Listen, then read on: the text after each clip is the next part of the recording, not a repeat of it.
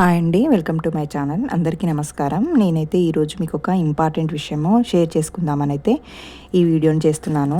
అదేంటంటే మనకు ఇందిరమ్మ ఇంటికి ఇచ్చే 5 lakhsలో ఇప్పటి వరకు మాకు 3,40,000 అయితే ఆల్రెడీ క్రెడిట్ అయ్యాయని చెప్పాను కదండి. దాంట్లో 1 lakh కూడా ఈ మధ్య క్రెడిట్ అయ్యిందనమాట. యాక్చువల్గా మేము ఇన్ని రోజులు స్టేట్మెంట్ అయితే చెక్ చేయించలేదండి. మాకు వేరే వాళ్ళు ఇన్ఫర్మేషన్ ఇచ్చారనమాట. సో ఇలా మాకు క్రెడిట్ అయ్యాయి, అది మాకు తెలియలేదు, మీరు చూసుకున్నారా లేదా అని చెప్పేసి మాకు చెప్పారు.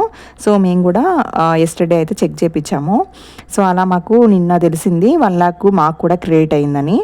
మాకు ఫోటో వచ్చేసి Feb 3rd తీసుకున్నారు. సో నేను ఆ విషయం కూడా షేర్ చేశాను మీకు ఒక షార్ట్ వీడియో అయితే చేసి అప్లోడ్ చేశాను. సో Feb 5th చేశాను. అది మాకు అమౌంట్ వచ్చి Feb 17th క్రెడిట్ అయినాయి. అంటే ఎగ్జాక్ట్గా 2 weeksకి మాకైతే అమౌంట్ అనేది క్రెడిట్ అయిపోయింది అనమాట.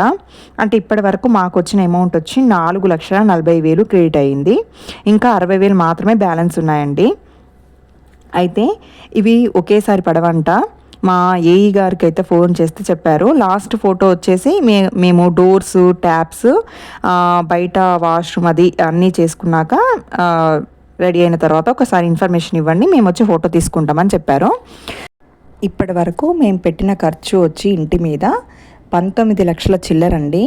ఇందులో 3,40,000 గౌట్ స్కీమ్ ద్వారా మనకు ఇచ్చే అమౌంట్ అనమాట. అంటే ఇంకొక 1 lakh కూడా పడింది, కానీ అది మేము నిన్ననే కదా చూసుకుంది. ఆ అమౌంట్ మేము దీంట్లో యూజ్ చేయలేదు కదండి, అందుకే నేను దాన్ని క్యాలిక్యులేట్ చేయలేదు. సో రిమైనింగ్ అమౌంట్ అంతా కూడా మా చేతుల నుండి పెట్టుకున్నదే. మేము ఇప్పటి వరకు ఎస్టిమేషన్ అయితే 20 క్రాస్ అవుతాయని అనుకుంటున్నాము.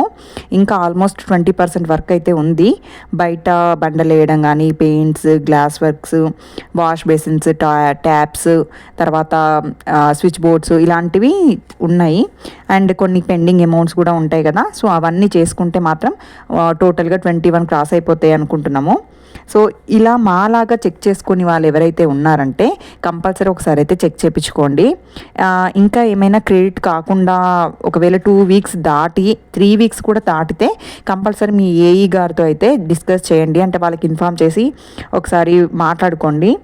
ఎందుకంటున్నా అంటే మాకు ఇప్పటి వరకు ఈ 4 అమౌంట్స్ కూడా ఎప్పుడు కానీ 2 weeks గ్యాప్తోనే పడ్డాయండి అమౌంట్. అంటే మాకు ఫోటో తీసుకున్నాక ఎగ్జాక్ట్గా 2 weeksకి పడినాయి.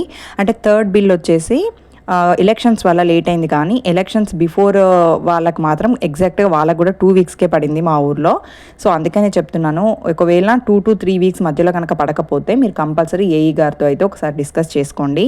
ఈ వీడియో కనుక నచ్చితే కంపల్సరీ లైక్ చేయండి. ఈ వీడియో ఎవరికైతే అవసరమో వాళ్ళకైతే కంపల్సరీ షేర్ చేయడం మర్చిపోకండి. ఇలాంటి వీడియోస్ కోసం మాత్రం తప్పకుండా సబ్స్క్రైబ్ చేసుకోండి friends. Thanks for watching. Bye.